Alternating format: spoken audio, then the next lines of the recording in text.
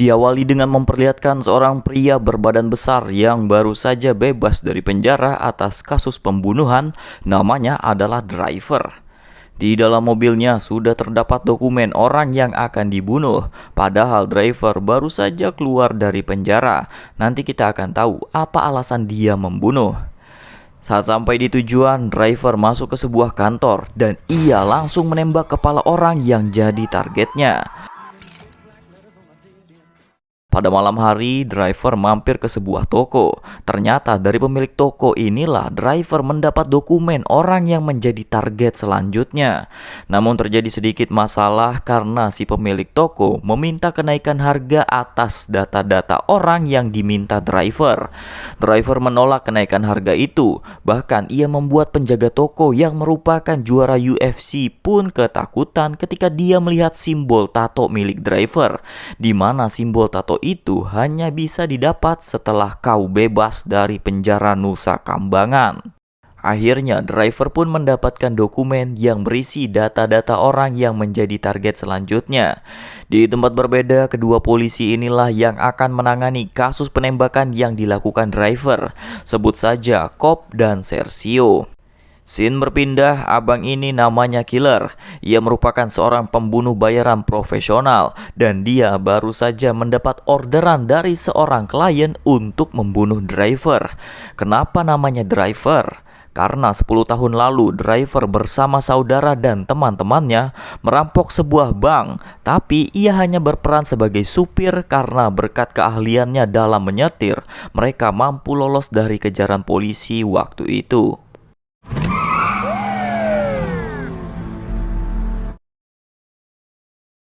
Singkat cerita, Driver sudah sampai di sebuah apartemen.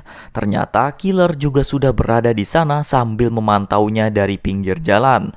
Driver melihat kembali data diri target yang dituju. Kali ini adalah pria tua bernama Tyson. Setelah itu, ia langsung masuk ke kamar Tyson dan tanpa basa-basi, Driver menembak kepalanya. Ia kemudian pergi, dan ternyata di luar Killer sudah menunggu. Akhirnya terjadilah tembak-tembakan antara Killer dan Driver. Namun Driver berhasil kabur. Di tempat berbeda, Sergio menunjukkan sebuah rekaman yang dia dapat saat melakukan penggerbekan kasus narkoba. Dan saat itu orang-orang di dalam ruangan tersebut sedang menonton video itu. Ternyata video itu adalah rekaman masa lalu Driver. Diceritakan saat setelah merampok bank, Driver dan teman-temannya digerebek kelompok lain secara membabi hutan. Saat hanya tersisa Driver dan saudaranya, kelompok itu menanyakan di mana mereka menyimpan uang hasil rampokannya. Akhirnya Driver memberitahu, namun salah satu orang-orang bersenjata itu tiba-tiba menggorok leher saudaranya. Dan akhirnya Driver juga ditembak tepat di kepalanya. Ketika dokter menyatakan Driver sudah mati, ternyata belum. Dia masih bangun dan dokter memasang besi di tengkorak Driver yang hancur agar bisa tersambung lagi. Itulah kisah Driver dulu yang diceritakan Sergio kepada Cop, dan itu jugalah yang menjadi penyebab Driver melakukan pembunuhan. Dia ingin membalaskan dendam kematian saudara dan teman-temannya yang dilakukan beberapa pria bersenjata 10 tahun lalu di rumahnya. Scene berpindah, Cop hari ini meninggalkan panggilan tugas kasus Driver karena sudah janji akan mengantar dan menonton pertandingan baseball anaknya. Kembali ke Driver, dia mendatangi rumah mantan pacarnya. Ternyata mantannya sudah berkeluarga. Wanita itu juga minta maaf karena dulu dia mengaborsi anak dari Driver waktu Driver baru masuk penjara. Benci itu bukan untuk keuntungan pembenci, itu untuk keuntungan kita, gitu. Saat dalam perjalanan menuju target selanjutnya, Driver mendengarkan siaran radio berisi ceramah siraman kolbu dari pendeta. Singkatnya dia sampai di tempat targetnya. Kali ini seorang pria kulit hitam bernama Nexon yang bekerja sebagai penjaga di sebuah klub malam. Driver masuk dan mengikuti targetnya.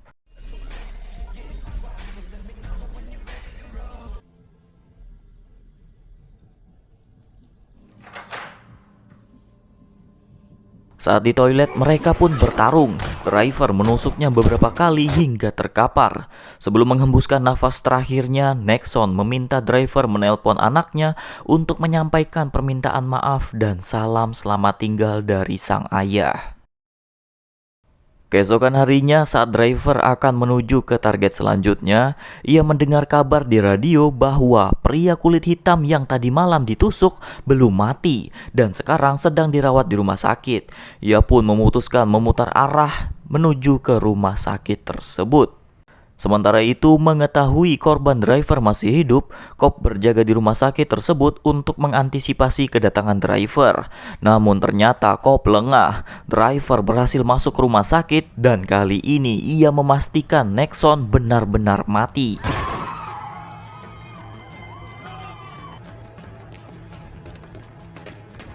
Cop yang mengejar driver kaget, tiba-tiba driver muncul di depan matanya dan mengarahkan pistol ke kepalanya. Namun saat dia membuka mata, driver tidak menembaknya dan malah kabur. Di perjalanan, killer datang dan mengejar mobil driver hingga terjadi aksi kejar-kejaran. Driver lagi-lagi tidak menembakkan pistolnya ke orang yang tidak di dalam daftar targetnya. Tapi sialnya driver tertembak di bagian pundak. Karena batas waktunya sudah habis, klien killer membatalkan misi untuk membunuh driver. Padahal sebelumnya killer tidak pernah gagal di setiap misinya. Tentu hal ini sangat menyakiti hatinya. Dari sini kita tahu bahwa driver tidak akan membunuh orang yang tidak ada di dalam daftarnya. Dari sana, driver mendatangi rumah ibunya untuk menjahit bekas luka tembakan dari killer. Keesokan harinya, driver melanjutkan perjalanan sambil mendengarkan radio yang berisi ceramah. Kira-kira isinya begini, akan selalu ada pintu taubat dari Tuhan untuk seorang pendosa. Entah mungkin karena ceramah pendeta itu selalu terngiang-ngiang di kepala driver, akhirnya driver mendatanginya. Dan ternyata pendeta itu adalah salah satu nama dari orang yang menyerang rumah driver dulu. Namun tugasnya hanya untuk memantau situasi pada saat itu. Si pendeta ini sudah tahu bahwa driver akan datang kepadanya dan membunuhnya seperti yang dilakukan ke teman-temannya.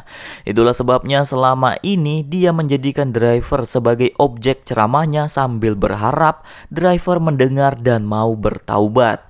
Kenyataannya driver mau mendengarkan ceramah si pendeta, namun dia tidak mau tobat karena keinginan balas dendam atas kematian saudara dan teman-temannya begitu besar. Saat akan dieksekusi, si pendeta terus berceramah di depan driver sambil berharap masih ada belas kasih darinya. Namun driver tetaplah driver.